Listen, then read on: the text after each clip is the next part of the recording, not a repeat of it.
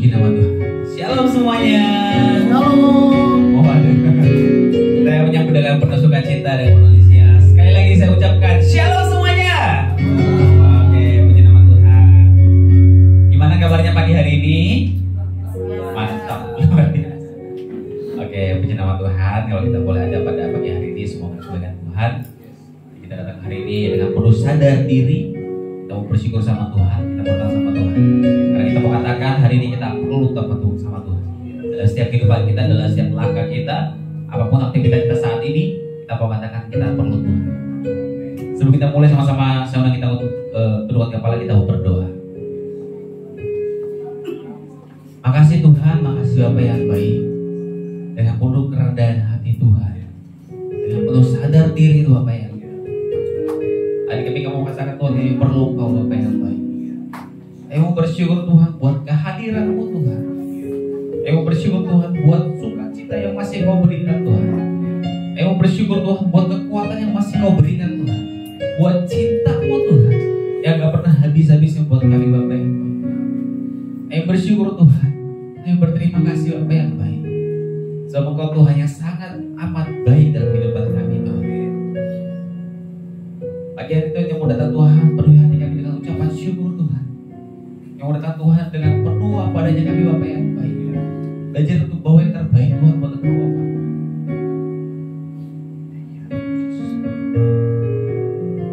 Makasih Tuhan, makasih Tuhan.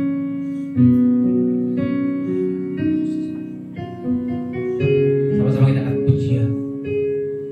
Ku datang Tuhan dalam hadirat-Mu, berhiaskan kekudusan. Seluruh surga sujud menyembah-Mu. Ku tersungkur dan berseru. Ku datang Tuhan, aku datang Tuhan dalam hadirat-Mu, berhiaskan kekudusan. Seluruh surga sujud menyembah-Mu. Ku tersungkur dan berseru, kudus, kudus, kudus, kuduslah, kuduslah Tuhan, Allah semesta alam. Kudus, kuduslah, kuduslah Tuhan, surga bumi menyembah. Kudus, kuduslah, kudus, kuduslah, kuduslah Tuhan, Allah semesta alam. Kudus, kuduslah, kuduslah Tuhan, surga bumi menyembah. Bisa kami Tuhan, kami datang Tuhan untuk menyembah Kau Bapa yang baik. Kau Raja dan segala dalam kehidupan kami Tuhan, Allah yang layak kami sembah, layak kami puji dan layak kami tinggikan. Ku datang Tuhan dalam hadirat-Mu, berhiaskan kekudusan. Seluruh surga, seluruh surga sujud menyembah-Mu. Ku tersungkur dan berseru. Kalian katakan ku datang. Ku datang Tuhan dalam hadirat-Mu, berhiaskan kekudusan.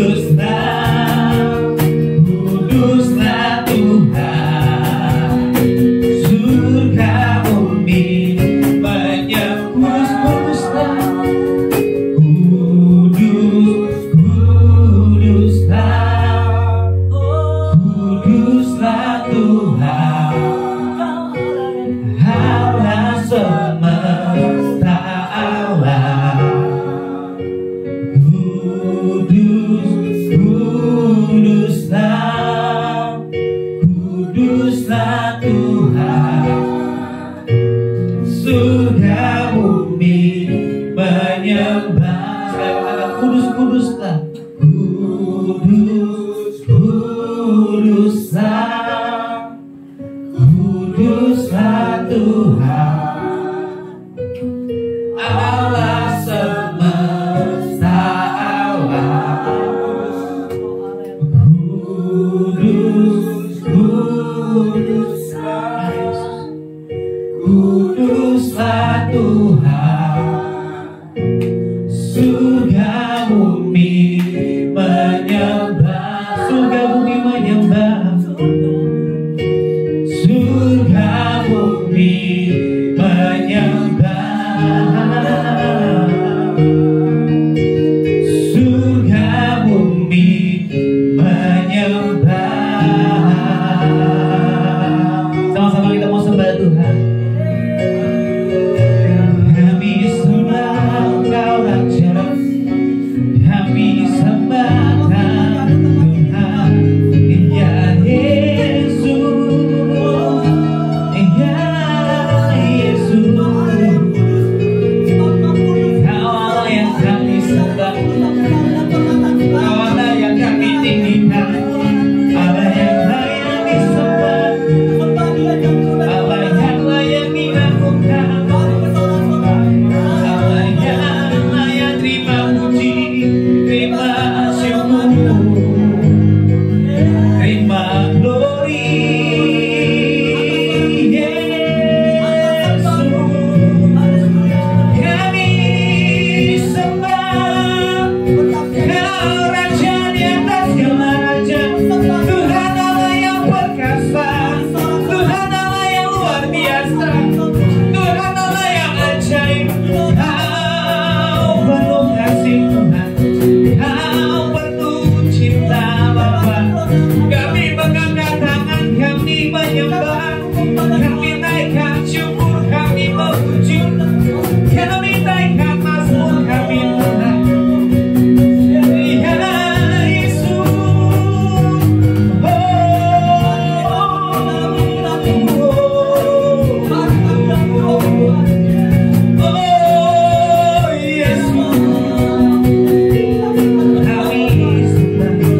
kami mengangkat tangan, kami berserah.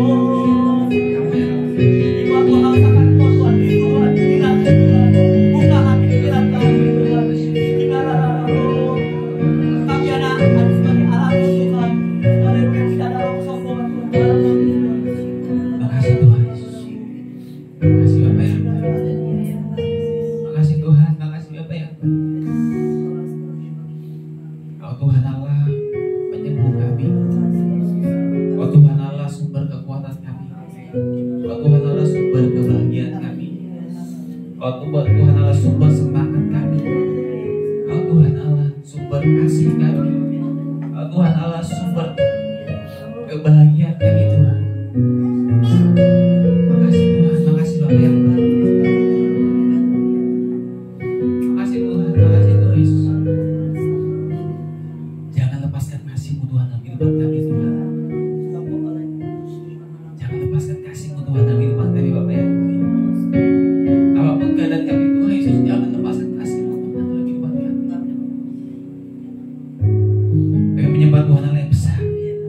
Kami percaya Tuhan, Kau sungguh besar, Kau sungguh ajaib, Kau sungguh perkasa Tuhan. Biarlah datanglah kerajaan, bila kehendak-Mu atas kehidupan kami Tuhan, atas keluarga kami Tuhan, atas teman-teman kami, sahabat-sahabat kami Tuhan, atas gereja kami Tuhan, atas ibadah pagi hari Tuhan Yesus. Jadilah kehendak-Mu Tuhan, seperti yang Kau ingin di surga, atas tempat ini, atas ibadah kami Tuhan. Sebenarnya kami memuji Engkau, kami mau sembah Engkau Tuhan. Dalam nama Yesus yang siap memuji dan menyembah Tuhan, sama-sama kita boleh katakan amin. Boleh bagi Tuhan insya Allah yang luar biasa. Saya undang kita semua untuk bangkit berdiri.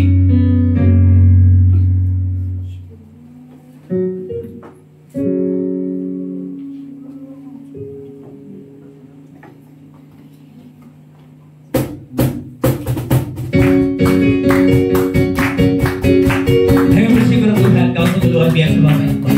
Penuhkan kami dengan sukacita tempat ini Tuhan. Penuhkan kami dengan syukur Tuhan Yesus. Sama-sama katakan, bersorak-sorai, muliakan namanya, Dia berperang ganti kita. Sama-sama bertepuk tangan, bertepuk tangan, muliakan namanya, Dia selamatkan jiwa kita. Satu-satunya penebus, kalahkan maut, bangkit dan hidup. Tuhan yang memberi, Tuhan yang memberi kemenangan. Bersama kita, di dalam kita, masuk dalam kemuliaannya. Dia perlindungan dan penghargaan. Tuhan yang memberi, Tuhan yang memberi kemenangan. Bersama kita, di dalam kita, kami masuk Tuhan, masuk dalam kemuliaannya. Dia perlindungan dan pengharapan. Param pam pam pam pam pam. Ye. Param pam pam pam pam pam. Sama-sama katakan bersorak-sorai, bersorak-sorai, muliakan namanya, Dia berperang ganti kita. Sama-sama bertepuk tangan, bertepuk tangan, muliakan namanya, Dia selamatkan jiwa kita. Satu-satunya penebus, kalahkan maut, bangkit dan hidup. Tuhan yang memberi, Tuhan yang memberi kemenangan. Bersama kita, di dalam kita, masuk dalam kemuliaannya. Dia perlindungan dan pengharapan. Tuhan yang memberi kemenangan. Bersama kita, di dalam kita, masuk dalam kemuliaannya. Dia perlindungan dan pengharap. Dia perlindungan, Dia perlindungan dan pengharapan.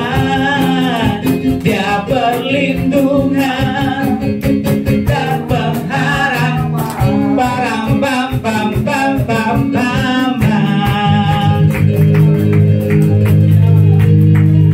Di nama Tuhan kita punya Tuhan yang luar biasa. Amin. Tinggi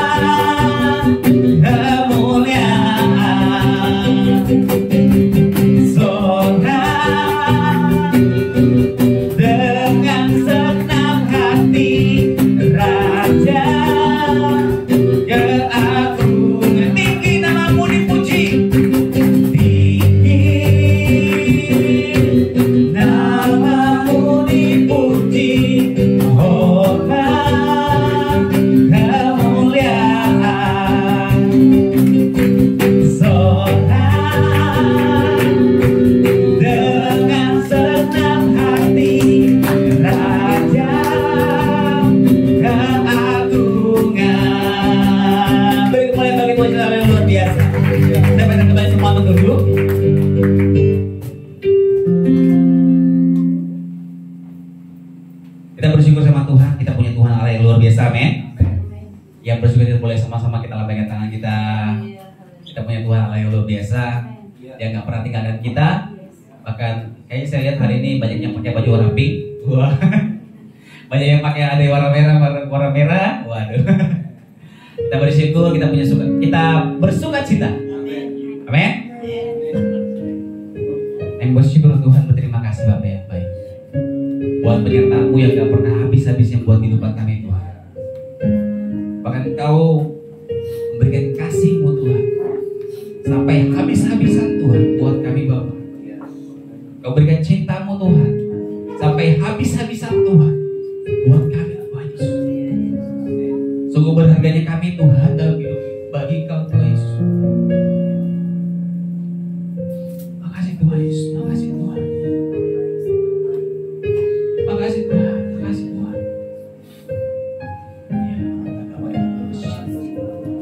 Thank you Lord, thank you Jesus. Makasih Tuhan Yesus.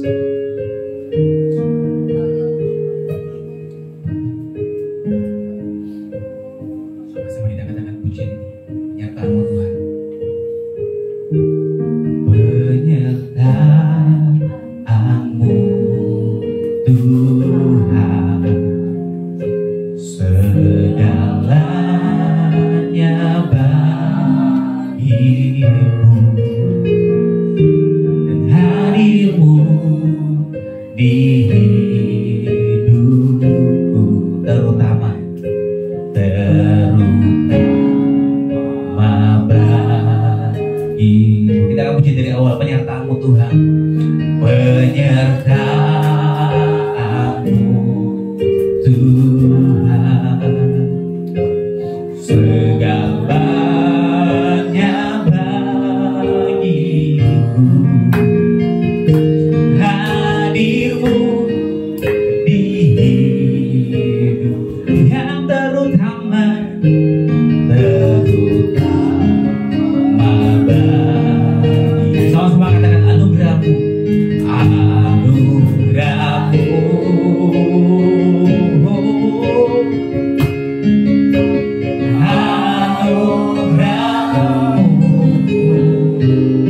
Tuhan, semua karena anugerah-Mu,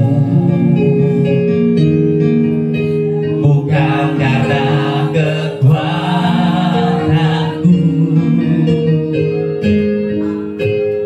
Anugerah-Mu,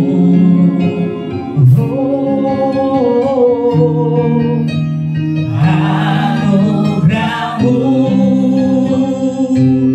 Tuhan, kasih dan sayang-Mu, sumber kekuatan bagiku. Kita akan puji dari awal, penyertaan-Mu Tuhan, penyertaan-Mu Tuhan, itu segalanya buat kami, segalanya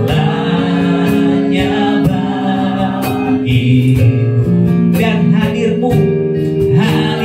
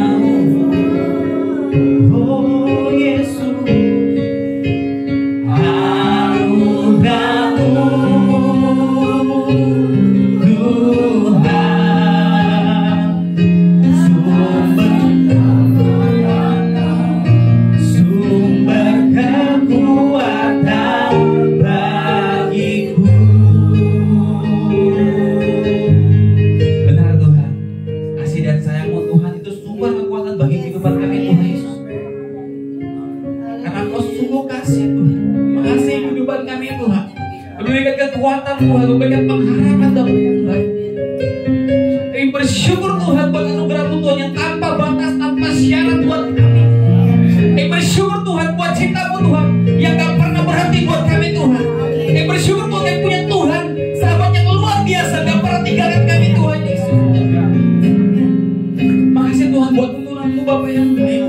Makasih Tuhan, makasih Tuhan.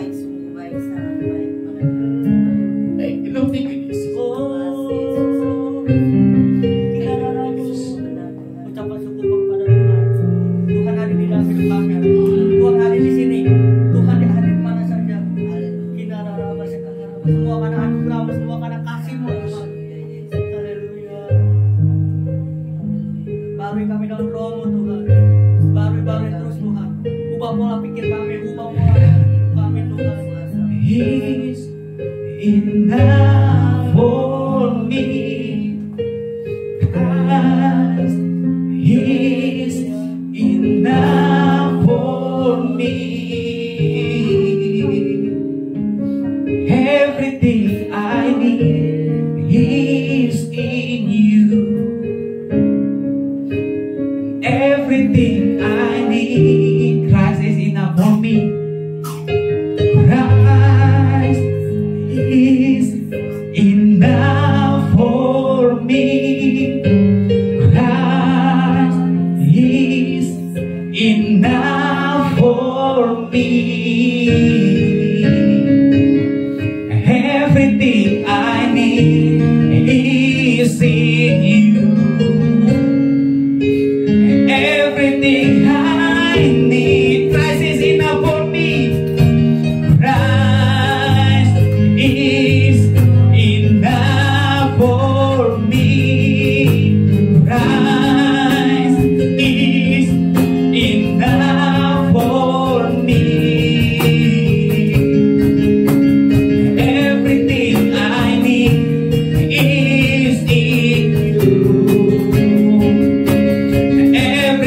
I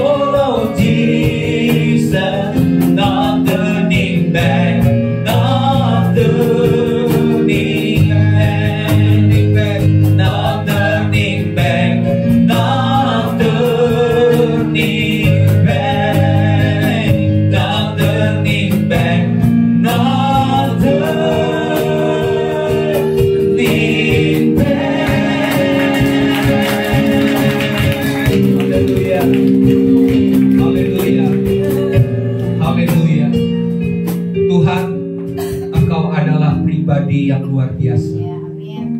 Engkau adalah penyelamat kami, pembebas kami.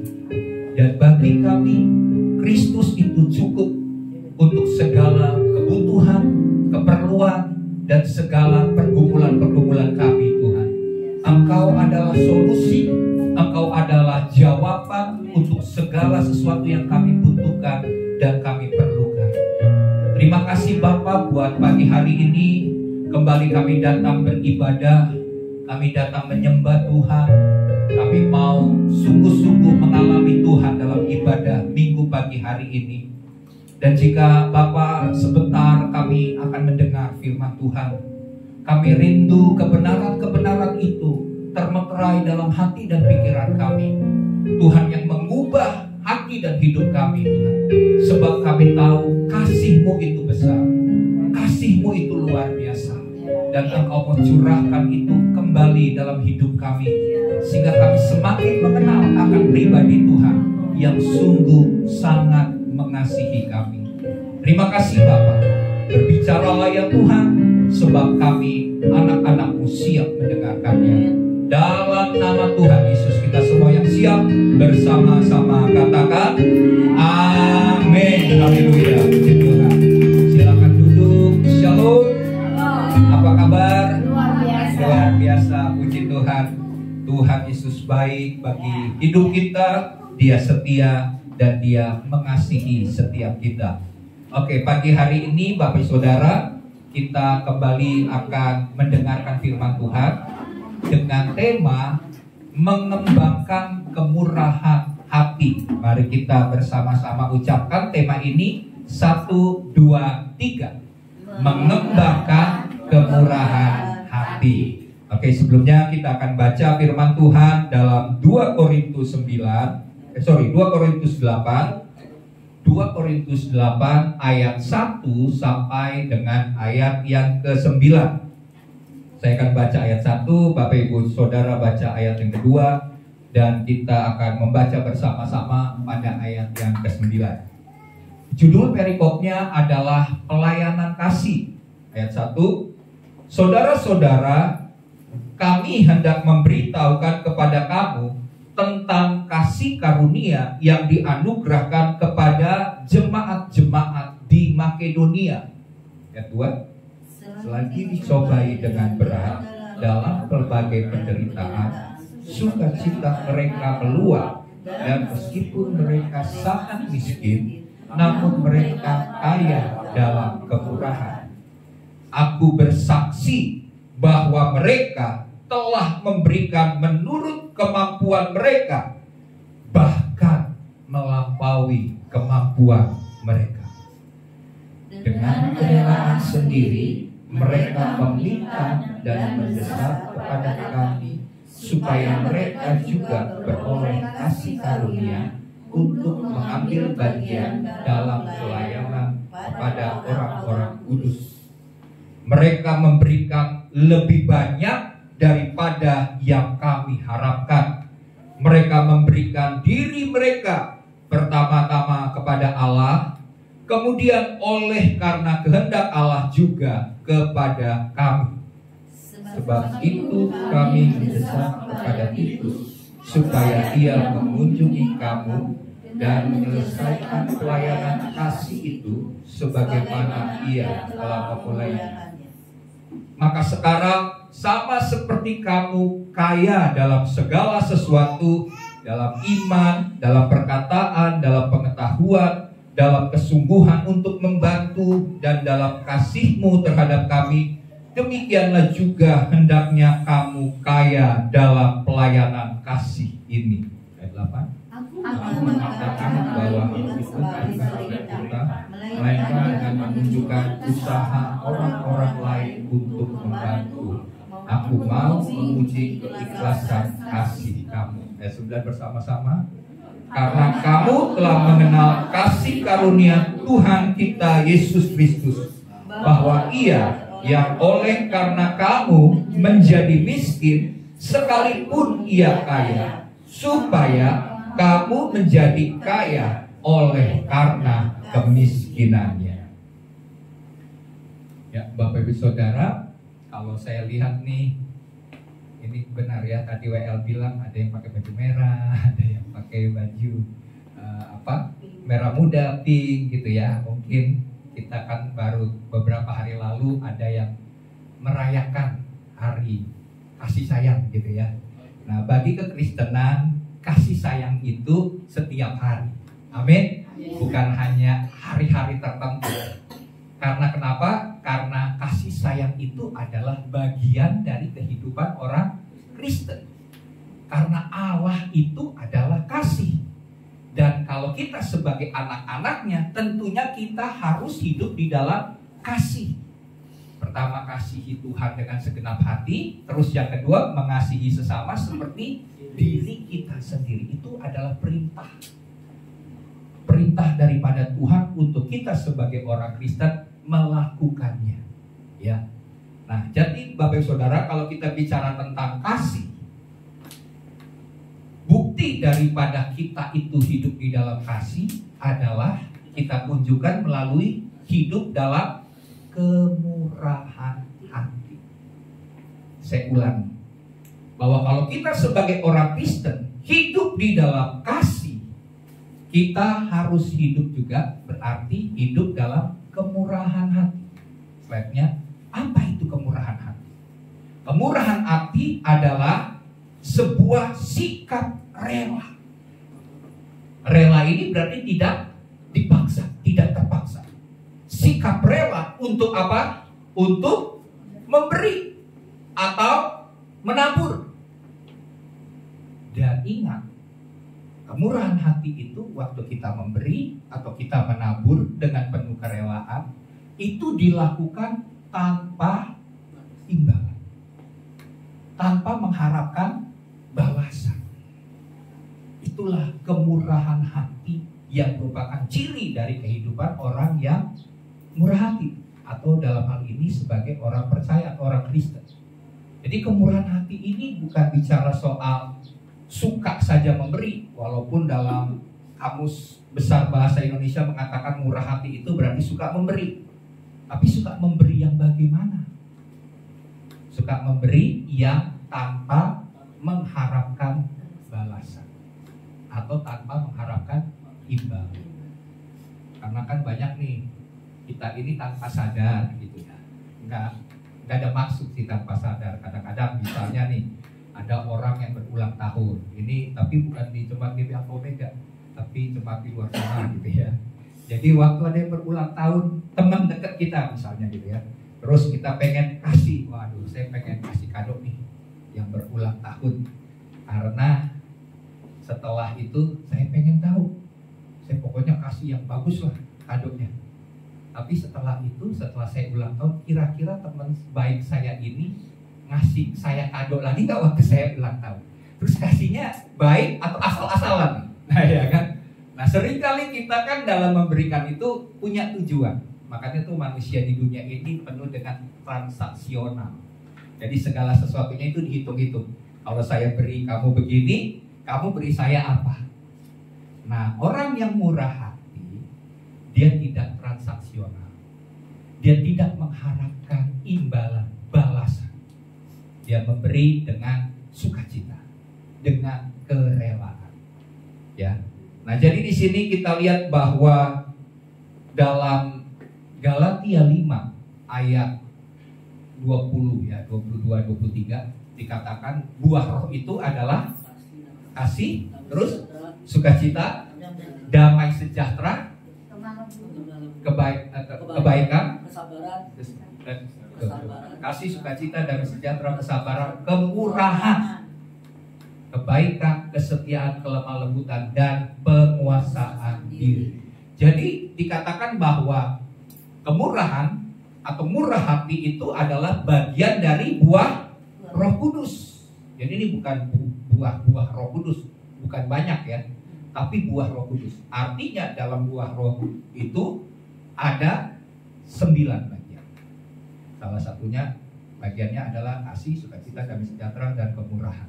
Salah satunya. Atau disebut buah itu ada 9 rasa. Dan salah satu rasanya adalah kemurahan hati.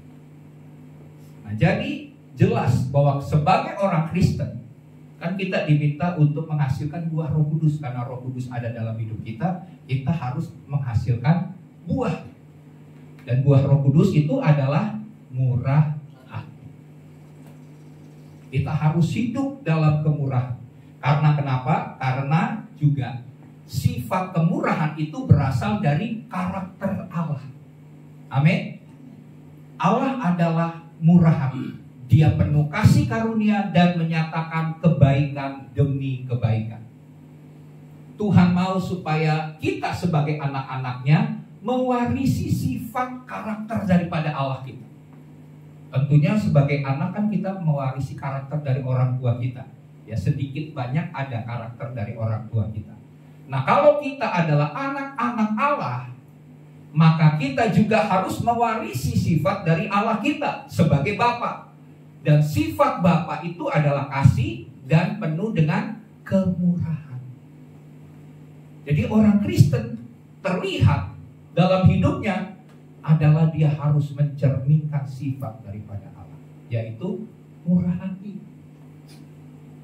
baik kepada orang. Nah, murah hati ini dalam terjemahan kamus bahasa Indonesia, murah hati itu artinya suka memberi, kemudian tidak pelit. Nah, tidak pelit, firman Tuhan berulang-ulang kali katakan supaya orang Kristen itu jangan kikir, ya, jangan tamak, jangan pelit. Amin. Bahkan firman Tuhan katakan bahwa orang pelit tidak akan mendapat bagian dalam kerajaan Allah.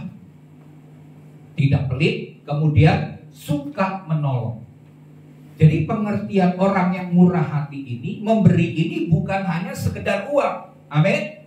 Uang itu hanya bagian dari memberi.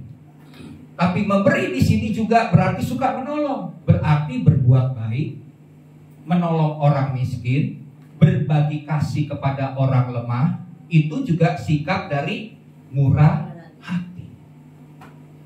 Allah sendiri adalah Allah yang murah hati. Nah, murah hati ini kan bukan, Allah ini memberi kemurahan itu bukan kepada orang baik saja, betul kan? Atau kepada orang benar saja. Tapi firman Tuhan berkata bahwa Allah menerbitkan matahari untuk orang jahat dan orang baik. Terus dia juga menurunkan hujan buat orang benar dan orang jahat atau orang fasik.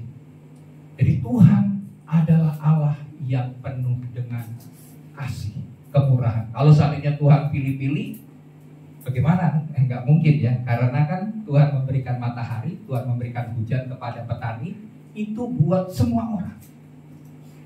Nah, kalau Allah begitu murah hati, demikian juga kita sebagai orang Kristen harus murah hati. Berbuat baik kepada orang, melakukan segala sesuatunya dengan benar. Bahkan Yesus, firman Tuhan berkata begini, Allah telah menunjukkan kasih-Nya yang luar biasa kepada kita, ya, kepada manusia. Karena Yesus rela mati di atas kayu salib untuk apa? Menebus dosa dan menyelamatkan hidup kita. Betul ya? Ketika kita masih berdosa. Jadi Tuhan mati di atas kayu salib bukan untuk orang-orang yang sudah benar dan berbuat baik, udah hidup berkenan di hadapan Tuhan. Enggak. Bagi mereka yang berdosa, Tuhan rela mati. Supaya apa? Supaya orang berdosa itu mengenal jalan kebenaran dan diselamatkan. Karena mereka sudah diampuni, ditebus dosa-dosa mereka. Ya.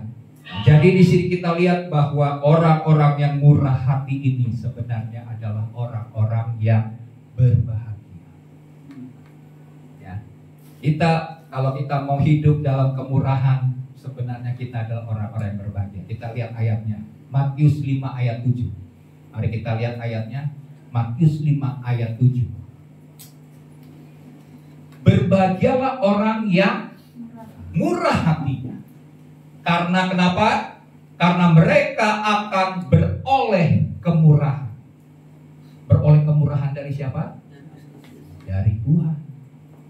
Bisa lewat siapa? Bisa lewat manusia. Amin. Jadi orang yang murah hati disebut berbahagia.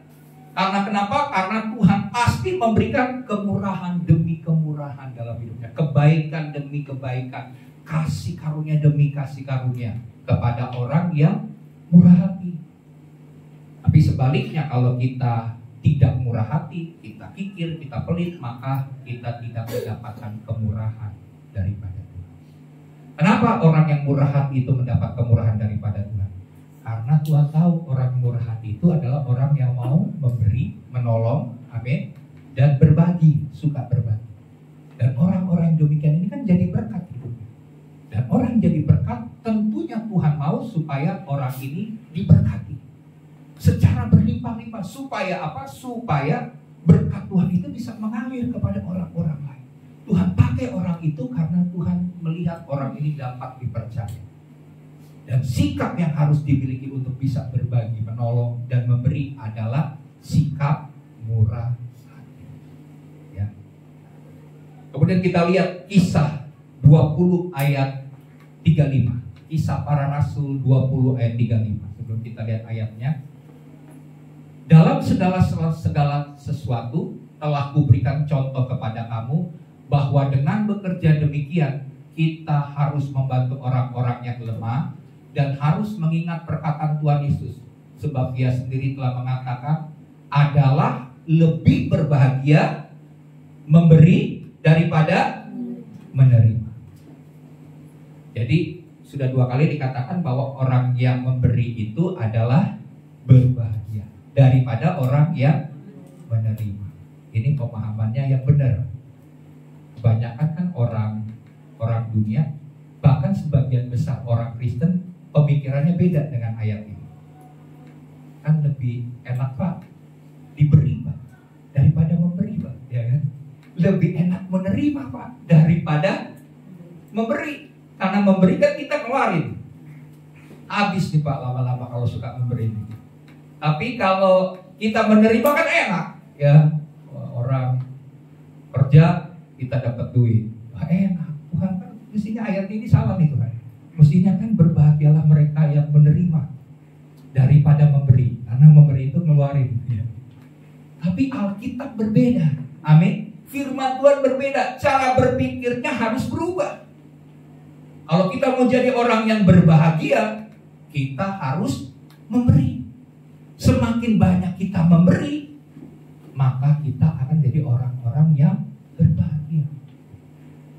Kalau kita menjadi orang yang menerima, kita jadi orang seperti orang dunia.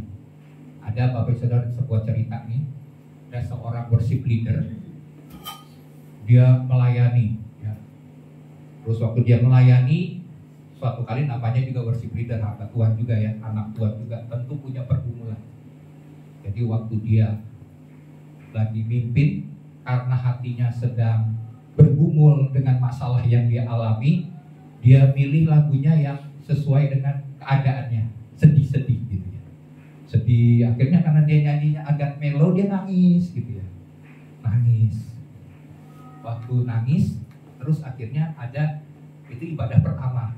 Terus kemudian ada orang datang kepada dia. Dia sedang mengalami pergumulan, disapa. Terus, Pak, waktu Bapak WL tadi, saya digerakin oleh Tuhan untuk memberkati Bapak. Kaget ya. Wah, puji Tuhan, akhirnya dia dapat sesuatu, uang yang sesuai dengan apa yang diharapkan. Wah, itu ibadah pertama. Ibadah kedua, waktu dia worship leader, ya lagunya kan mesti sama gitu ya. Biasanya kan sudah disiapkan sama gitu. Tapi dia ikutan nangis. Waktu kedua dia ikutan nangis gitu ya. Nangisnya beda dengan nangis yang pertama. Kalau nangis yang pertama itu bergumul, ya, bergumul karena sedang ngalamin masalah. Tapi yang kedua dia nangis karena kenapa? Dia bersyukur karena pergumulannya itu Tuhan sudah jawab, sehingga dia menangis terharu kepada Tuhan. Lihat bagaimana Tuhan bisa menolong. Nah, dikatakan yang berbahagia yang mana? Dia berbahagia nggak? Dia berbahagia, dia menerima. Tapi yang lebih berbahagia adalah mereka yang memberi. Amin. Siapa di sini mau menerima? Mau? Ya. Tapi siapa yang di sini juga mau bukan hanya menerima tapi memberi? Amin. Kita mau harus jadi pemberi, bukan hanya menerima. Karena yang memberi itu lebih banyak daripada yang dimiliki oleh yang menerima. Amin. Kita mau menerima banyak daripada Tuhan kan? Bukan hanya menerima daripada Tuhan, ya, atau orang lain. Ya, jadi di sini mari kita punya pemikiran yang berbeda. Karena kecenderungan hidup manusia ini dari zaman saya kecil atau zaman kuda gigit besi gitu ya, sampai sekarang kecenderungan manusia itu lebih suka menerima daripada memberi, ya. Kalau soal menerima, orang itu dari anak kecil gak perlu diajarin. Kalau mau dapetin sesuatu ya, itu naluriahnya itu langsung gampang untuk terima, gak perlu diajarin. Nanti tuh ada om itu orang kaya, tolong kamu minta duit sama dia. Gak usah diajarin, dia udah tahu. Oh ini om kaya nih, suka nolong, suka beri. Udah datangin aja, pasti dia kalau kita deketin, dia sayang sama kita, pasti kita ditolong. Nah itu kan. Tapi orang gak perlu diajarin. Tapi kalau memberi, kita bukan kecenderungan kita memberi atau kita harus diajarin untuk memberi. Karena gak mudah untuk memberi. Gak naluriah kita suka memberi. Sejak lahir misalnya ada seorang anak lahir terus dia suka memberi, enggak. Dia pasti hanya mau menerima. Jadi kita harus ajarkan dan kita harus latih diri kita. Kita harus kembangkan diri kita untuk memiliki sikap murah hati. Karena sikap murah hati itu diberikan Bapa kepada setiap kita orang Kristen. Bagian kita kembangkan.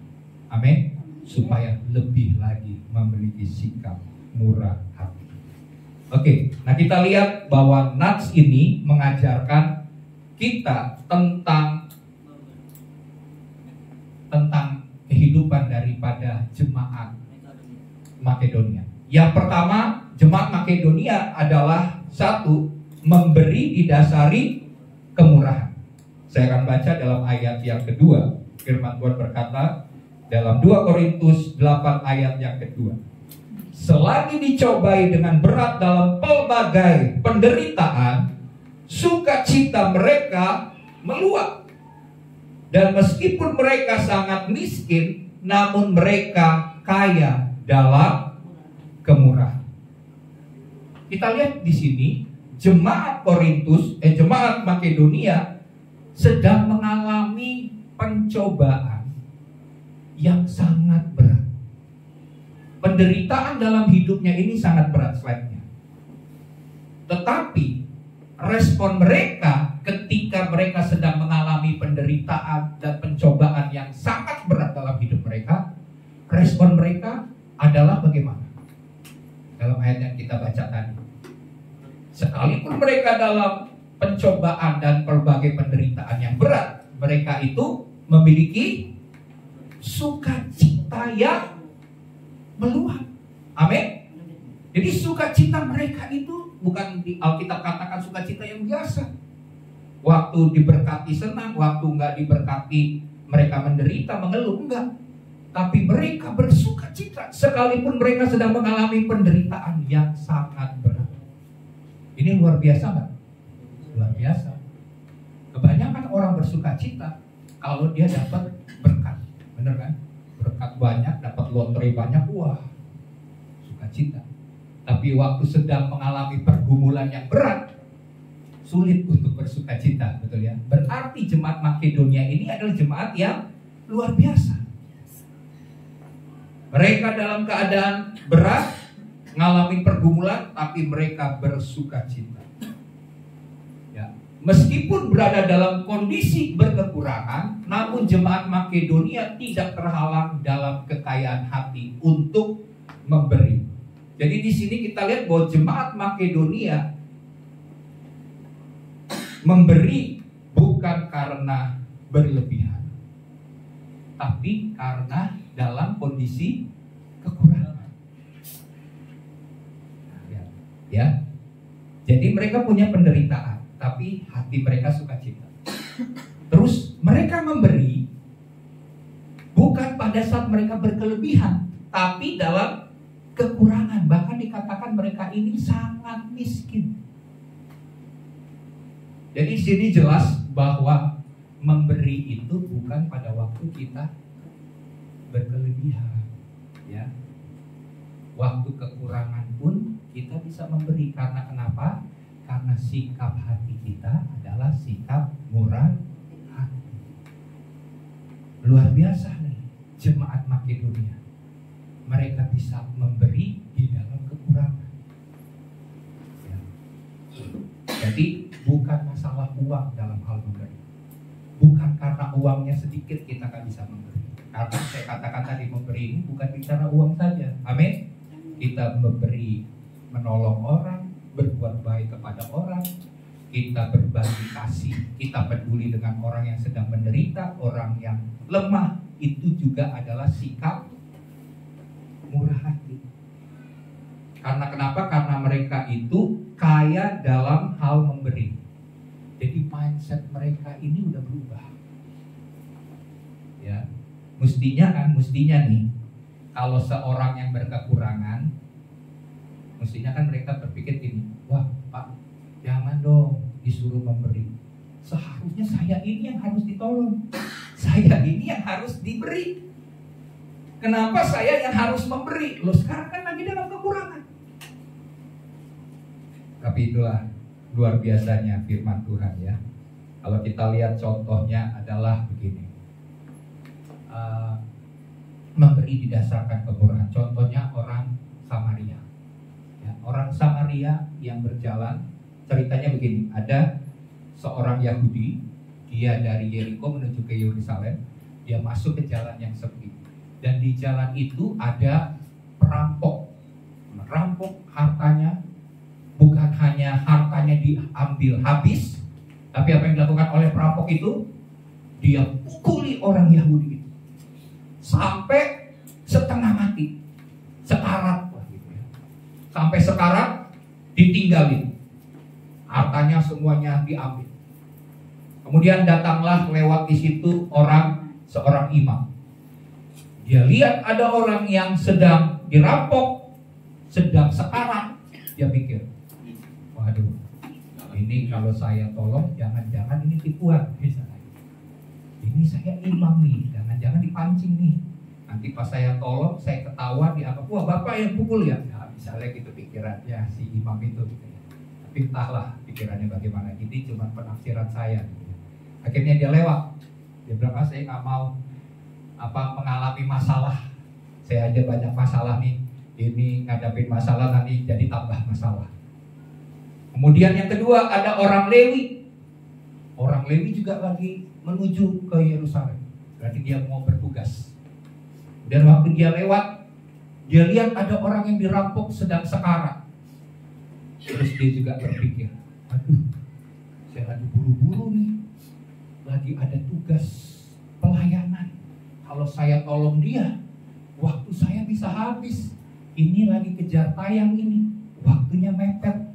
Waduh, saya nggak ada waktu nih. Udah deh, saya mesti berangkat, biarin deh orang ini, mungkin ada orang lain yang mau. Dia jangan cepat-cepat. Tapi yang ketiga ada orang Samaria. Orang Yahudi dengan orang Samaria ini bisa dibilang bermusuhan. Karena bagi orang Yahudi, orang Samaria itu adalah orang kelas 2. Jadi mereka nggak mau bergaul dengan orang Samaria karena dianggap orang kelas 2. Jadi waktu orang Samaria itu melihat ini orang Yahudi nih, jadi musuh. Tapi apa yang dilakukan oleh orang Samaria? Dia timbul tergerak oleh belas kasihan. Alkitab katakan dia punya kemurahan hati. Dia belas kasihan kepada orang yang sedang sekarat itu. Apa yang dilakukan oleh dia? Dia ambil minyak, dia ambil anggurnya, dia balut luka-lukanya. Pertolongan pertama pada kecelakaan P3K, dia bantu, dia berikan minum. Terus setelah dia rawat sebentar, dia bawa ke keledainya. Terus dia bawa orang yang sedang sekarat ini dengan keledainya. Terus dia bawa ke tempat penginapan. Sampai di tempat penginapan, Yang dia lakukan adalah merawat orang itu di tempat penginapan. Dan karena ada pekerjaan, dia pesan kepada orang pemilik penginapan, dia bilang gini, tolong rawat orang ini. Saya akan kasih 2 dinar. Setelah, kalau ternyata hasil daripada perawatan itu yang kamu belanjakan lebih dari 2 dinar, saya akan gantikan, waktu saya akan kembali. Luar biasa. Ini orang Samaria, ini udah berbeda ras, musuh. Tapi hal itu tidak menghalangi orang itu untuk memberi, menolong, berbelas kasih kepada orang lain. Karena kenapa? Dia kaya dalam hatinya untuk memberi. Slide berikutnya. Slide berikut. Murah hati adalah sifat dari dalam yang seharusnya tidak mudah dipengaruhi oleh keadaan sekitar kita. Amin. Kita lihat tadi orang Samaria, itu semua berasal dari dalam. Dia menolong orang itu karena dia berbelas kasih. Ya, dia tidak lihat situasinya karena dia berbeda, tapi juga dia tidak lihat keadaan di sekitar kita karena dia orang yang murah hati. Nah, oleh sebab itu yang perlu kita lakukan adalah mengembangkan sikap murah hati. Caranya bagaimana? Caranya dengan membiasakan diri memperhatikan kebutuhan orang lain. Amin. Kita harus belajar. Kalau kebutuhan kita kan kalau Kristen nih seringkali orang bertanya gini, Pak, ini kita lebih memperhatikan kebutuhan orang, kebutuhan kita sendiri nggak ada yang perhatiin, Pak. Ya. Bagaimana kita mau memperhatikan kebutuhan orang lain? Orang lain aja nggak memperhatikan kebutuhan kita. Dengan waktu kita memperhatikan kebutuhan orang lain, ada Tuhan, amin, yang memperhatikan kebutuhan-kebutuhan kita. Waktu kita bermurah hati menolong orang lain, Tuhan tidak diam, amin. Matanya tetap melihat bahwa kalau kita murah hati, Tuhan akan berikan kemurahan, amin, supaya kita terus jadi berkat. Karena melalui hidup kita, saluran berkat Tuhan bisa mengalir kepada orang lemah, orang miskin, orang yang membutuhkan pertolongan. Kita jadi salurannya Tuhan. Amin. Sikap murah hati ini diberikan kepada kita. Dan kita akan menjadi orang-orang yang kaya dalam hal memberi. Jadi pemberian kita nggak harus uang ya. Tapi kalau kita kaya dalam hal memberi, Tuhan pasti akan memberikan kelimpahan itu kepada hidup kita. Jadi biasakan untuk memperhatikan kebutuhan orang lain. Nah, kita lihat dulu di dalam 2 Korintus 9 ayat 6 sampai 8. 2 Korintus 9 ayat 6 sampai dengan ayat 8. Sampai 8 ya. Camkanlah ini, orang yang menabur sedikit akan menuai sedikit juga. Dan orang yang menabur banyak akan menuai banyak juga. Hendaklah masing-masing memberikan menurut slide-nya, menurut kerewaan hatinya. Jangan dengan sedih hati atau karena paksa. Sebab Allah mengasihi orang yang memberi dengan sukacita. Oke ya. Dan Allah sanggup melimpahkan segala kasih karunia kepada kamu, supaya kamu senantiasa berkecukupan di dalam segala sesuatu. Bahkan bukan hanya berkecukupan, malah berkelebihan dalam pelbagai kebajikan. Jadi sikap murah hati itu dimulai dengan memperhatikan orang lain. Milikilah mindset tentang hukum menabur dan menuai. Orang Kristen harus punya mindset yang demikian. Karena Alkitab berkata, camkanlah. Camkanlah berarti apa? Perhatikan dengan sungguh-sungguh, dengan seksama, bahwa orang yang menabur dengan sedikit akan menuai sedikit. Orang yang menabur banyak akan menuai banyak. Ini adalah sebuah hukum alam yang berlaku. waktu kita melakukan hukum ini, maka hukum itu akan bekerja atas hidup kita. Ya, karena ada yang menentukan hukum itu, yaitu Tuhan. Tuhan menetapkan hukum tabur tuai. Kalau kita tabur benih mangga, pasti kita akan menuai mangga. Amin. Buah mangga. Tapi kalau seandainya kita bilang, Tuhan, saya pengen mangga, saya beli mangga, saya makan mangga. Besok, Tuhan, saya pengen mangga, beli lagi. Tapi waktu kita menabur, pasti kita akan menuai. Karena tidak mungkin waktu kita menabur benih manggis yang keluar buah mangga. Nah, itu nggak mungkin. Itu hanya ada di dalam lagu ya. Ada lagu kan yang lagunya tanamnya apa tapi dapatnya berbeda. Enggak ada. Apa yang kita tabur itulah yang akan kita tuai. Dan semakin banyak kita menabur, semakin banyak kita akan menuai. Ini harus jadi mindset kita. Kita harus punya pola pikir dalam hal memberi. Jadi memberi bukan karena terpaksa, tapi dengan kerelaan hati. Karena kenapa? Karena Allah suka kepada orang-orang yang memberi dengan sukacita. Jadi pertama, jangan terpaksa dulu. Tapi tahu prinsipnya, kita tabur, pasti kita tuai. Semakin banyak juga kita tuai. Tapi semuanya dengan kerelaan dan dengan sukacita. Ya. Nah, dalam Amsal 11 ayat 24 sampai 25 firman Tuhan berkata apa? Ada yang menyebar harta. Wah, ini hartanya disebar-sebar. Uangnya dibagi-bagiin. Ya. Kalau ada acara-acara, misalnya acara khusus, misalnya hari Imlek, dia kumpulin 1.000 orang, dia bagi-bagi. Ada lagi saya dengar ini yang di Medan ya kalau nggak salah, dia ini bantu orang-orang yang tukang-tukang ojol gitu ya.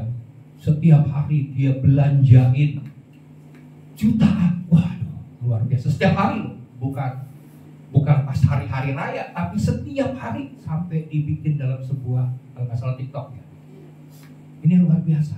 Hatinya suka memberi dan nggak kekurangan. Firman Tuhan berkata apa? Ada yang menyebar harta tetapi bertambah kaya. Karena kenapa? Dia menjalankan hukum tabur tuai. Tapi ada yang menghemat secara luar biasa, namun selalu berkekurangan. Wah, berarti ini kita harus ubah nih mindset kita. Ya. Karena kenapa? Alkitab bilang ada yang nyebar harta, bukan tambah miskin, tapi tambah kaya. Ini mindsetnya harus berubah. Makanya saya sering ya dengar banyak sih orang yang mengatakan begini. Kita tolong orang miskin, misalnya ada tukang parkir lah gitu ya. Kita mau kasih 2.000 atau 5.000 atau 10.000. Dengan kasih orang itu kan tidak membuat diri kita miskin kan? Nggak pernah kita memberi membuat diri kita miskin. Harus itu ditanamkan dalam hati kita. Waktu kita memberi, kita tidak pernah membuat kita memberi itu langsung kita jadi melarat. Nggak mungkin kan? Nah, kita beri sesuai dengan kerelaan kita. Kita mau kasih 2.000, kita mau kasih 5.000, kita mau kasih 10.000, kita mau kasih 50.000 juga nggak ada masalah. Tidak membuat kita miskin. Karena firman Tuhan berkata, yang menyebar harta bertambah kaya, yang menghemat secara luar biasa selalu aja berkekurangan.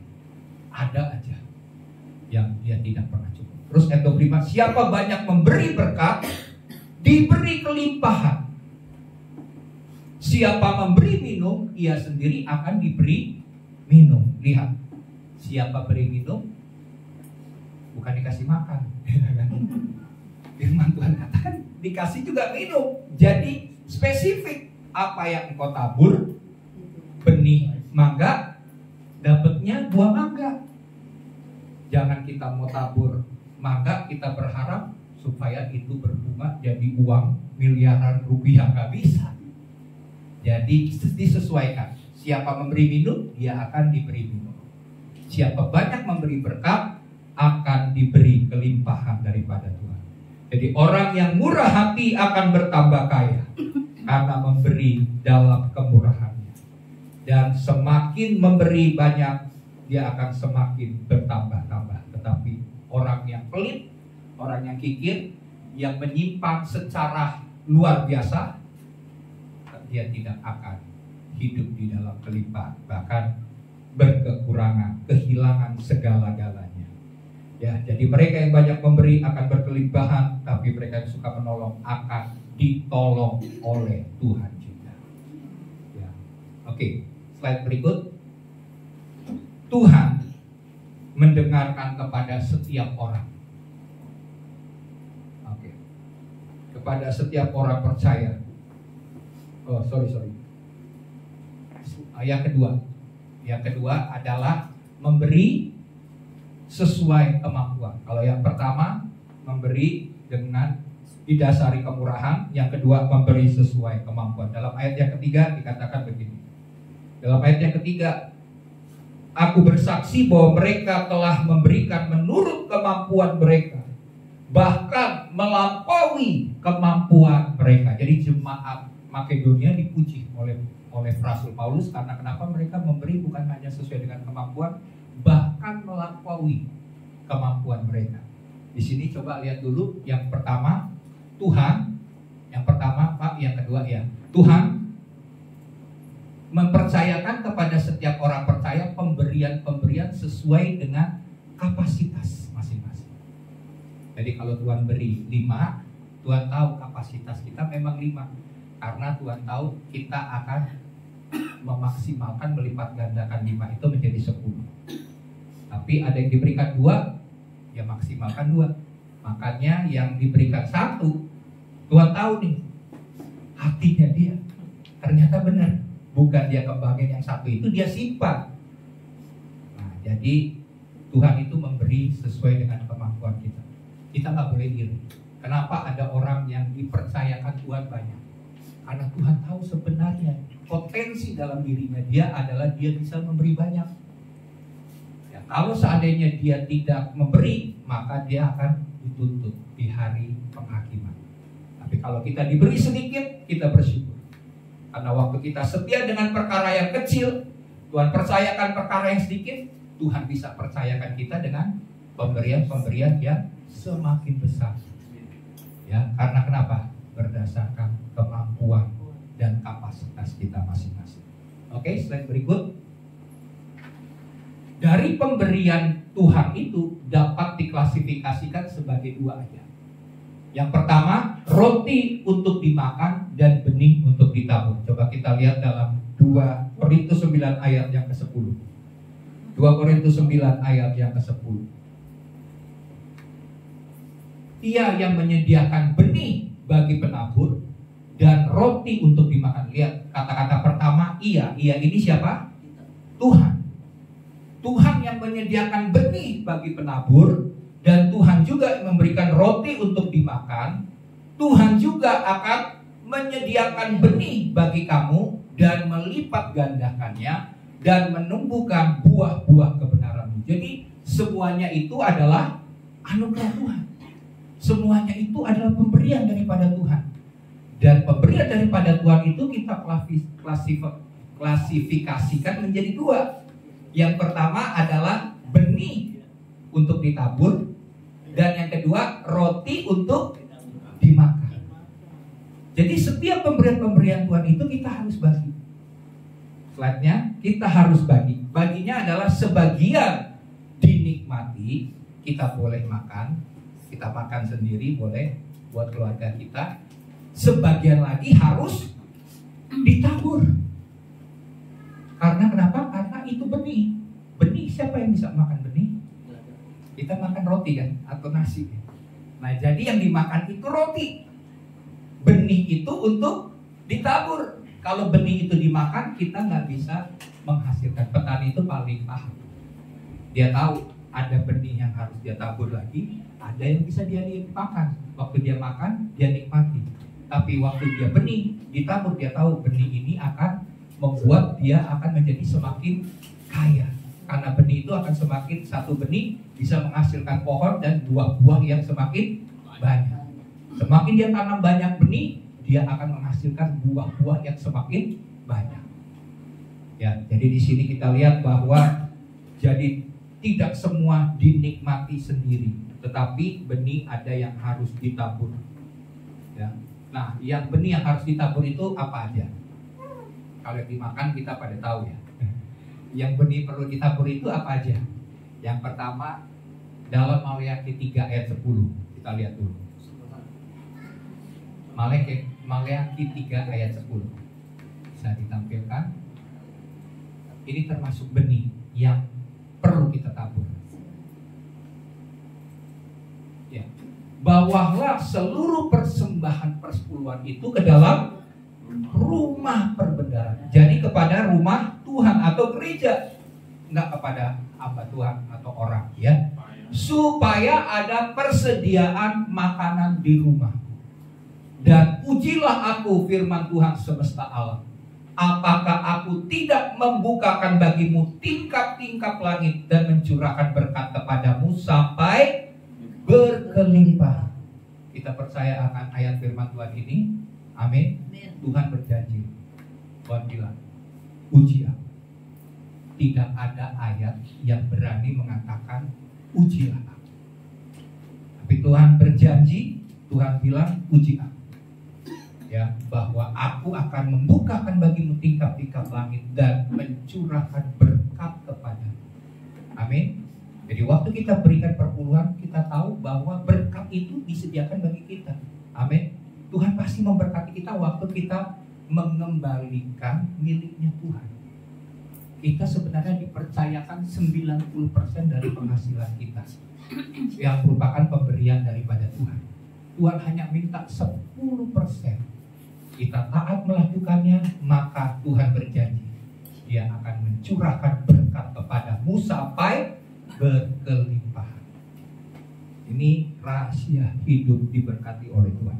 Tidak semua orang paham ini, tapi mereka yang paham dan melakukannya akan mendapat bagian seperti yang dijanjikan Tuhan. Karena kalau bicara soal pro dan kontra, di mana-mana ada pro dan kontra. Tapi kalau kita melakukan ketaatan kepada firman Tuhan, Tuhan yang berkata ujilah aku, Tuhan pasti akan menepatinya. Karena kenapa? Pekerjaan Tuhan, rumah Tuhan tentu butuh support. Amin. Butuh dana, butuh segala sesuatu yang dibutuhkan sehingga pekerjaan Tuhan bisa berjalan dengan baik. Terus jenis apa lagi yang perlu kita tabur? Yang perlu kita tabur adalah, kita lihat lagi ayatnya, Matius 23 ayat 23. Matius 23 ayat 23. Ya, celakalah kamu hai ahli-ahli Taurat dan orang-orang Farisi, hai kamu orang-orang munafik, sebab persepuluhan dari selasi, adas manis, dan jintan kamu bayar. Tetapi yang terpenting dalam hukum Taurat kamu abaikan, yaitu keadilan dan belas kasihan dan kesetiaan. Yang satu harus dilakukan, amin. Yesus sendiri katakan, yang satu harus dilakukan. Apa yang harus dilakukan? Persepuluhan. Dan yang lain jangan diabaikan. Yang Yesus katakan supaya jangan diabaikan, yaitu apa? Keadilan, belas kasihan, dan kesetiaan. Jadi apa yang perlu kita tabur melalui ayat ini? Yaitu yang kedua, selain persepuluhan, adalah kita membantu orang tua kita. Karena ini bicara soal keadilan. Orang tua sudah banting tulang untuk membiayai anak-anaknya, dan setelah anak-anaknya berhasil, bagian anak-anak juga menolong orang tua. Amin. Jangan lupa daratan, atau dikatakan zaman sekarang disebut anak durhaka. Jangan. Kita itu kan lahir dari rahim orang tua kita. Kita harus menghormati dan kita harus bersikap adil kepada orang yang menjadi orang tua kita. Ya, jadi menabur, memberi bagi orang tua kita. Terus apa yang harus kita tabur juga? Memberi kepada orang lemah dan orang miskin. Yaitu bicara soal belas kasihan dan keadilan dan kesetiaan. Kesetiaan berarti kita tolong ada saudara kita yang lebih kurang beruntung daripada kita. Kita orang yang berhasil sukses, tentunya sebagai saudara kan kita mau saudara kita juga berhasil dan sukses kan. Sebagai anak Tuhan kita bantu. Kita tolong mereka supaya mereka juga jadi orang yang diberkati dan berhasil hidupnya ya. Bisa melewati masa-masa sulit dalam hidupnya.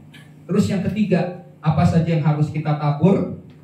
Yang kita tabur adalah dalam hal ini juga, coba kita lihat dulu deh, Kisah 6 ayat 1. Kisah 6 ayat 1. Kisah 6 ayat 1.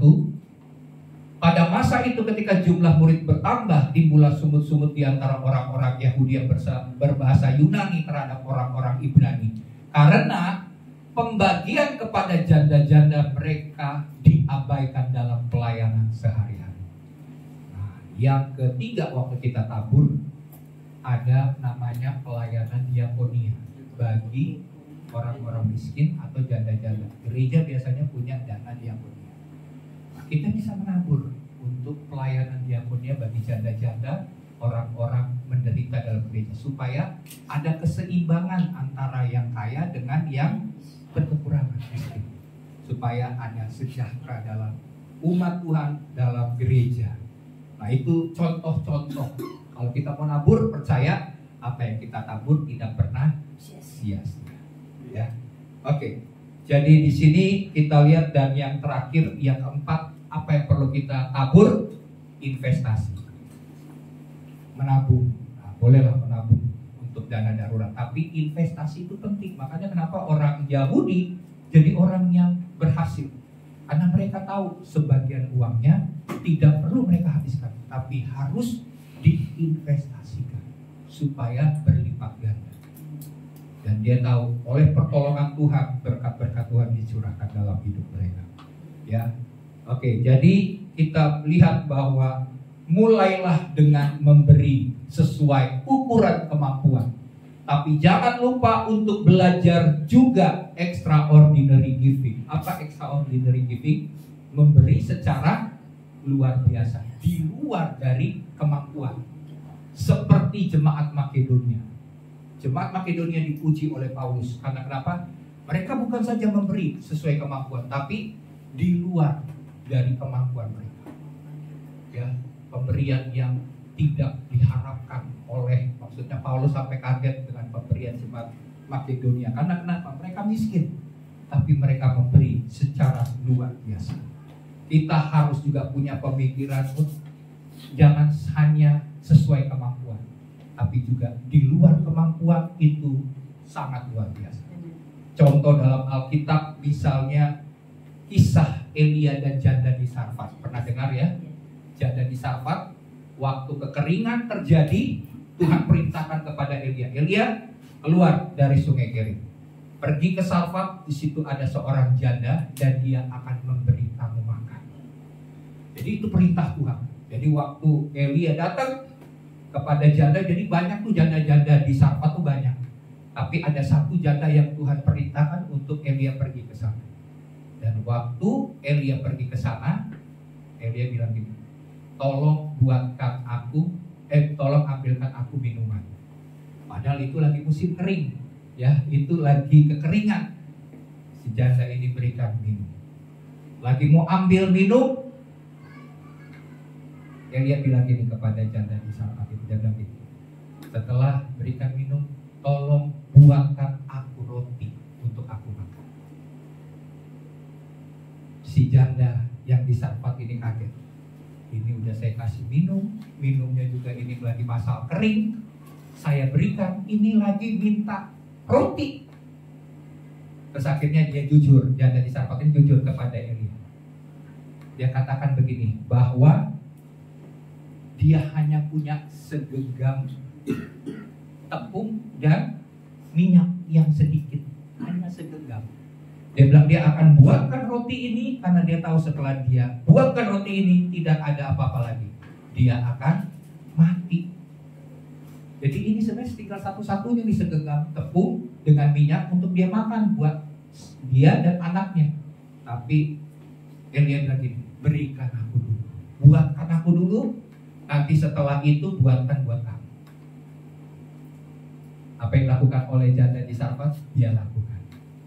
Waktu dia lakukan, dia memberikan extraordinary giving di luar dari kemampuan dia.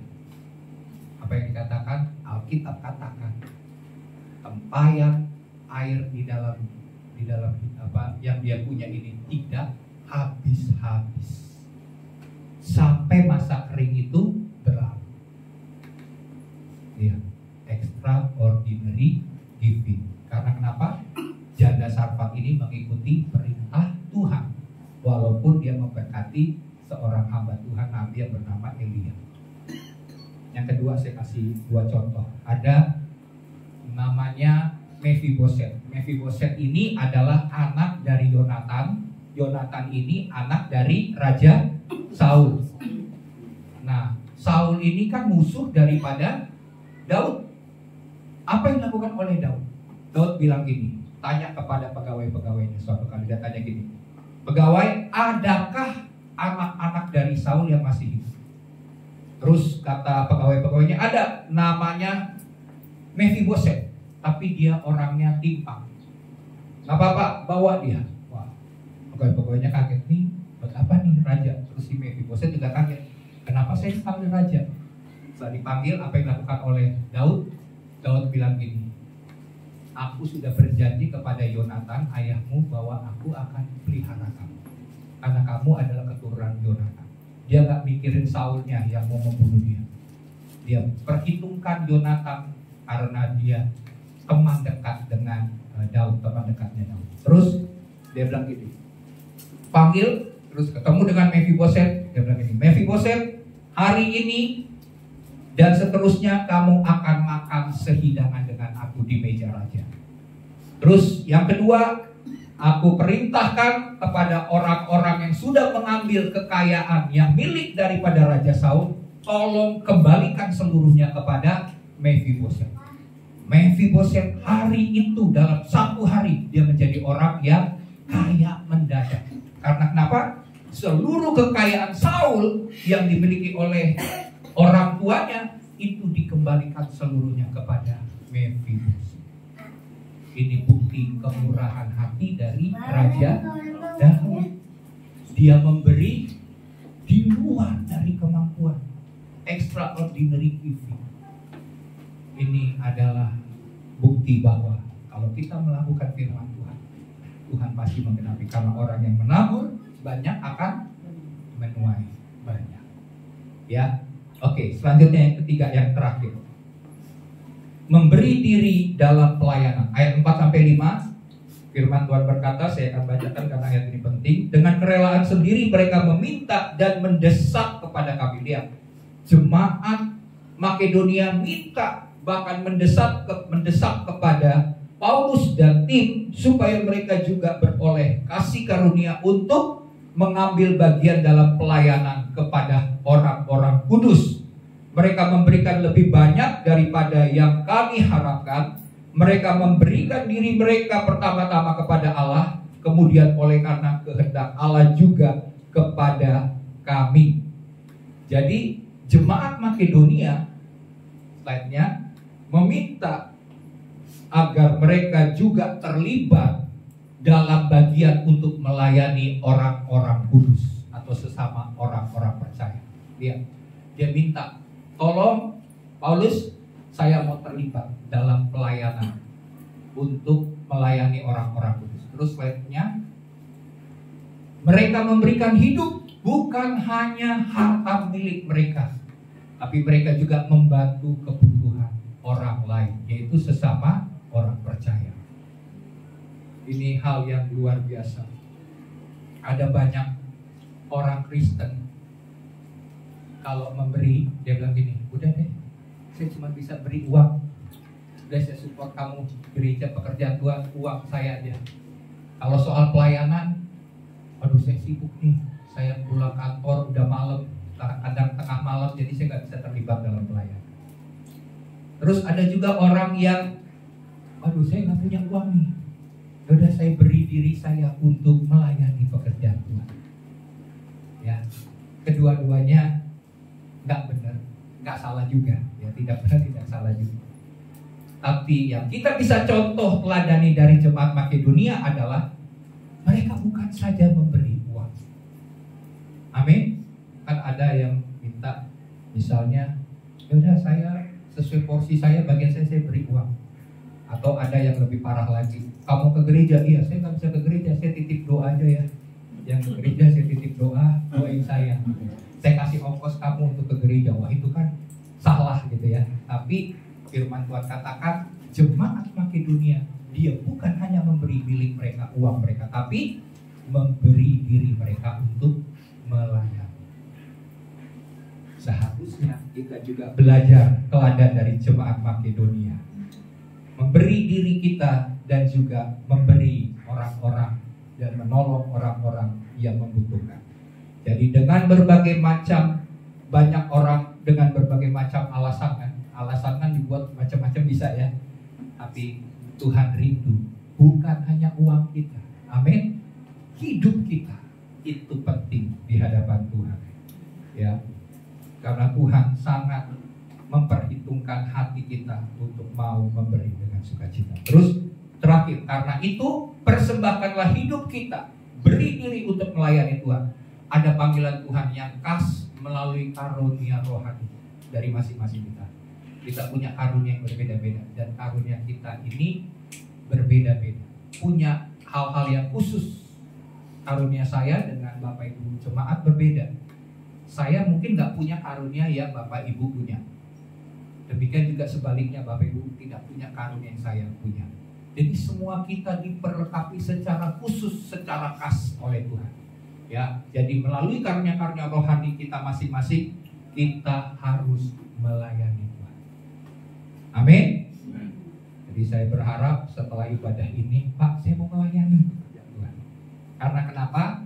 Karena Tuhan sudah terlebih dahulu mengasihi dan melayani kita. Kalau Tuhan sudah mengasihi dengan berlimpah-limpah, mau memberkati kita berlimpah-limpah, bahkan Dia datang bukan untuk dilayani, melainkan untuk melayani. Terus kita yang sudah diberkati, kita sudah dikasih berlimpah-limpah, kita sudah dilayani oleh Tuhan, kita dengan keras hati kita bilang, wah saya nggak mau melayani Tuhan, saya terlalu sibuk. Nah ini berarti kita tidak menghargai anugerah Tuhan. Amin. Jadi yang sudah melayani, lakukan pelayanan. Tapi yang belum, ambil bagian dalam pelayanan. Waktu kedatangan Tuhan ini singkat. Jangan sampai nanti Tuhan datang, Tuhan panggil kita secara khusus. Sebelum Tuhan datang, terus Tuhan tanya, apa yang engkau sudah lakukan di bumi ini, di hidupmu yang panjang ini, dalam melayani pekerjaan Tuhan. Kalau kita bilang belum ada, Tuhan bilang, aku sudah beri karunia untuk kamu pakai dalam pelayanan, tapi kamu gak gunakan. Berarti kamu jadi hamba-hamba yang jahat. Kita harus jadi hamba-hamba yang setia, sehingga pada waktu Tuhannya datang, Tuhannya melihat bahwa hamba-hambanya itu setia melakukan tugas sampai dia menyelesaikan kehidupannya di bumi. Amin. Mari terlibat dalam pelayanan, karena waktu kita singkat, kedatangan Tuhan sangat dekat. Kita lihat keadaan dunia, kita ambil bagian melayani Tuhan. Amin. Mari kita bangkit berdiri. Terima kasih Tuhan. Terima kasih Tuhan. Kami percaya Engkau telah tahu kebenaran itu dalam hati kami. Tuhan telah memberikan kami berlimpah-limpah. Bahkan ada satu karakter daripada-Mu Tuhan, yaitu Bapa kami adalah murah hati. Kami mau juga memiliki kemurahan hati seperti Bapa, seperti Tuhan kami, karena kami adalah anak-anak. Engkau sudah memberikan itu berlimpah-limpah dalam hati dan hidup kami. Bagian kami adalah terus mengembangkan kemurahan hati yang Tuhan beri, belas kasihan yang Tuhan taruh dalam hati kami, untuk menolong, untuk memberi, untuk berbagi, untuk melayani pekerjaan Tuhan. Karena itu semua Tuhan beri dengan cuma-cuma. Kami mau mempersembahkan yang terbaik, sehingga hidup kami boleh berkenan dan menyenangkan Tuhan. Kami tahu pada saat kami memperhatikan kebutuhan orang-orang lain, membutuhkan melayani untuk pekerjaan Tuhan, maka kami percaya kebutuhan kami, keperluan kami, Tuhan pasti akan mencukupi, Tuhan pasti akan menyediakan, karena Tuhan yang memelihara hidup kami. Terima kasih Bapa. Kami mau menyatakan kepadamu bahwa Engkau adalah Bapa kami yang setia, dan ajar kami juga untuk setia kepada Tuhan. Terima kasih Tuhan. Mari kita nyanyikan lagu ini. Haleluya.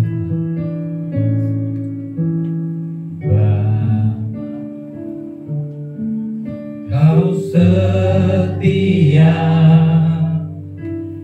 Bapa, Kau mulia. Tenanglah, tenanglah jiwaku, aman bersamamu. Lebih dari harta, lebih dari harta, Kaulah segalanya. Katakan padaku, tenanglah jiwaku dalam hadirat-Mu. Kau tunjukkan kasih setiamu, Kau menyediakan yang ku perlu. Kau setia, Kau mulia, dulu, sekarang, dan selamanya. Kau tunjukkan kasih setia, Engkau menyediakan yang ku perlu. Kau setia, Kau mulia, Bapa, Kau setia. Sebelum kita nyanyikan lagu ini, mari, mungkin saat ini kita sedang mengalami begitu banyak pergumulan. Ada hal-hal yang perlu kita selesaikan. Ada kebutuhan-kebutuhan yang perlu kita dapati. Tapi kita percaya bahwa Tuhan kita adalah Tuhan yang setia, Tuhan yang baik, Tuhan yang mengasihi. Bahkan Dia rela mati bagi kita untuk menebus dosa, membebaskan kita, menyelamatkan kita. Apalagi pada waktu kita membutuhkan. Firman Tuhan berkata, jangan kamu khawatir akan apa yang sudah kamu makan, kamu minum, dan kamu pakai. Sebab Tuhan adalah Bapakmu yang tahu segala kebutuhan-kebutuhanmu. Tapi waktu kita mencari dahulu kerajaan Allah dan kebenarannya, semua yang kita butuhkan dan kita perlukan itu disediakan oleh Tuhan. Karena Dia Tuhan yang setia. Jangan ragukan kesetiaan Tuhan, jangan ragukan kasih Tuhan, karena kita senantiasa membutuhkan Tuhan. Kita harus menyadari bahwa tanpa Tuhan kita tidak dapat melakukan apapun. Tapi buatlah kita senantiasa memahami bahwa bersama dengan Tuhan, jika ada Tuhan, jika Tuhan beserta dengan kita, Tuhan akan menolong, bahkan Dia berperang bagi kita. Dia akan membebaskan, dan Dia akan memberikan kemenangan-kemenangan bagi kita. Mari kita mau katakan kepada Tuhan dengan ucapan syukur, dengan kasih. Kita katakan kepada Tuhan, Tuhan Bapa, Engkau setia. Terima kasih Tuhan. Haleluya. Bapa, Engkau setia. Bapa, katakan dengan iman setia. Kami percaya Tuhan Kau setia. Amin Tuhan. Kau mulia. Ya Bapa, kami datang padamu. Amin. Senangkan setiap hati kami Tuhan. Aman bersamamu.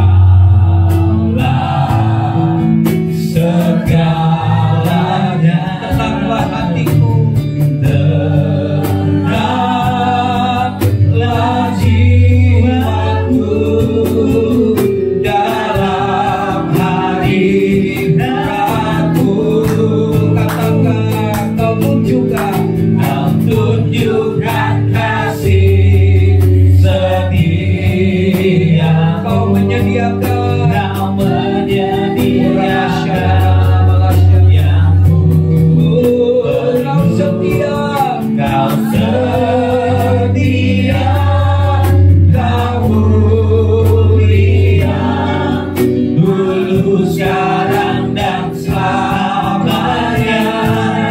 Kau tunjukkan kasih setiamu. Kau menyediakan, kami percaya Engkau memenuhi lubuk-lubuk kami. Kau kelimpahan dan Tuhan. Kau mulia, Bapa, Kau setia.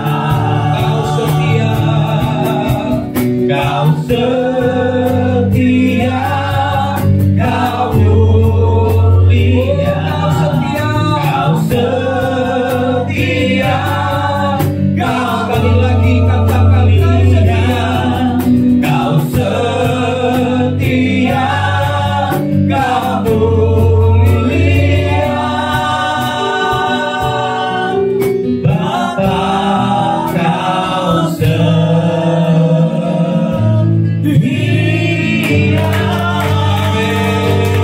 Haleluya, haleluya. Terima kasih. Kau Allah yang setia. Benar Tuhan, Kau Allah yang setia dalam kehidupan kami Bapa yang baik.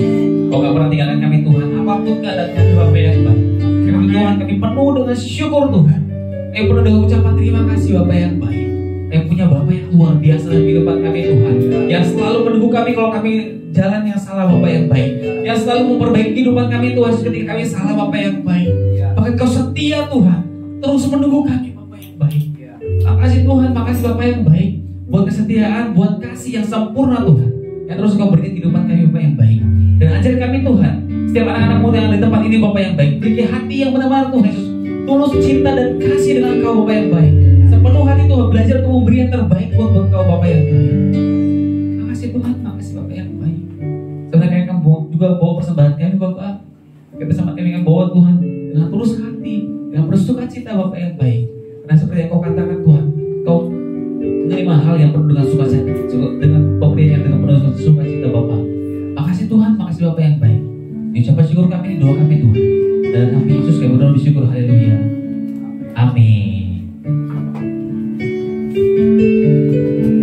Saya pesan kembali dari duduk. Saudara diberkati dari kebenaran firman Tuhan, amin. Di saat ini kita akan memberi.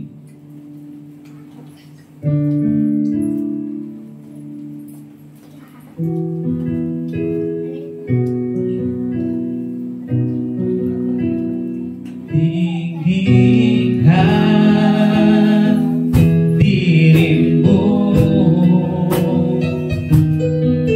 mengatasi langit kebesaran Tuhan, kebesaran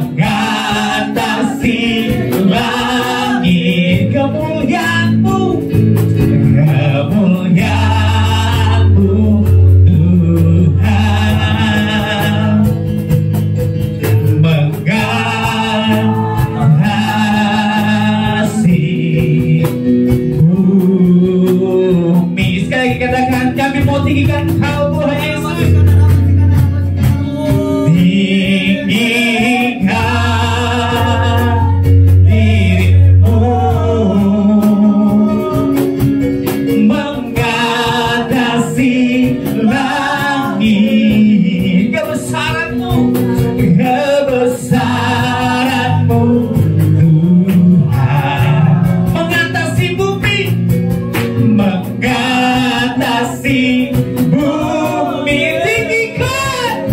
Tinggikan sama dirimu, mengatasi langit, kemuliaan Tuhan, mengatasi bumi.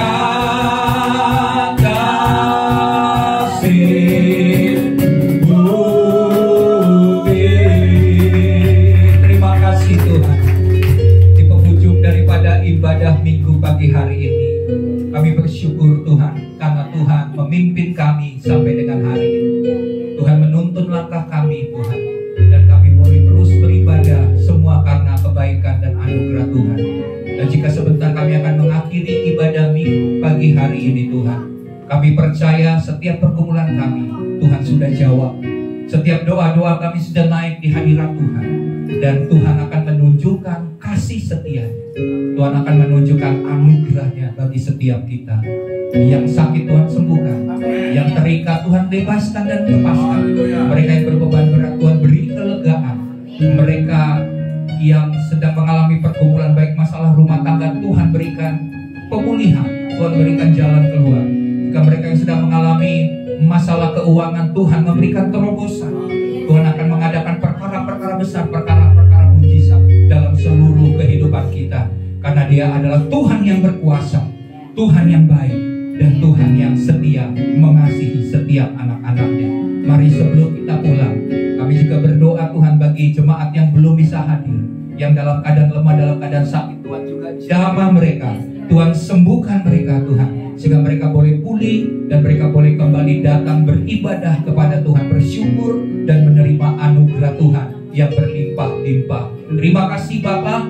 Juga kami berdoa bagi bangsa negeri kami Indonesia. Tuhan berkati pemerintah dari tingkat pusat sampai daerah, presiden, wakil presiden, jajaran pemerintahan Tuhan, staf menteri, MPR, DPR, Tuhan berkati Tuhan. Dan juga kami berdoa bagi TNI dan Polri untuk menjaga keamanan kota, bangsa, dan negeri kami Indonesia. Tuhan berkati Tuhan. Kami juga berdoa biar shalom turun atas Indonesia, sehingga Indonesia menjadi negeri yang diberkati Tuhan, negeri yang maju dan sejahtera Tuhan, karena Tuhan menaungi dengan anugerah yang berlimpah-limpah. Terima kasih Bapa, dan kami akan pulang dan menerima berkat yang berlimpah, yang khusus yang Tuhan sediakan bagi kami. Mari jemaat Tuhan, angkat tanganmu, arahkan hatimu pada Tuhan, dan terimalah. Tuhan memberkati engkau dan melindungi engkau. Tuhan menyinari engkau dengan wajah-Nya dan memberikan engkau kasih karunia. Tuhan menghadapkan wajah-Nya kepadamu dan memberikan engkau damai sejahtera. Dan turunlah berkat daripada Bapa Surgawi, kasih karunia, kasih setia daripada Tuhan Yesus Kristus, dan berkat daripada Roh Kudus, pemeliharaan, campur tangan daripada Tuhan, Roh Kudus yang memberikan damai sejahtera, sehingga kita juga menjadi pelaku-pelaku daripada firman Tuhan, sehingga hidup kita akan penuh dengan kemurahan, karena Tuhan telah berkemurahan dalam hidup kita. Kita tetap setia taat sampai Tuhan Yesus Kristus datang menjemput setiap kita di atas, di awan-awan yang permai, dan kita akan tinggal bersama-sama dengan Tuhan. Dalam nama Tuhan Yesus Kristus, semua kita yang sudah diberkati oleh Tuhan bersama-sama katakan amin.